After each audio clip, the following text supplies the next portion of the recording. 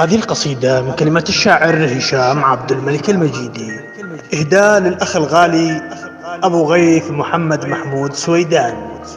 نقول فيها: سلام يا أبو غيث يا بن سويدان، يا راعي الفزعة وفعل الحمية، عيدك مبارك تبلغه طول الأزمان، وتلقى الفرح من فضل ربي هدية، ولك تحايا بعقد لولي ومرجان، يلي أصولك شامخة بالحميرية، تستاهل انضم لك من الشعر ديوان، تستاهل اشمخبك وقل للبرية يا ابن محمود استلم ذا الشعر تبيان، لانك عزيزي وكلمتك كلمة وفية، وازكى صلاتي على النبي نور الاكوان، اللي غرامه يشكل هيئتي والهوية، اللي غرامه يشكل هيئتي والهوية.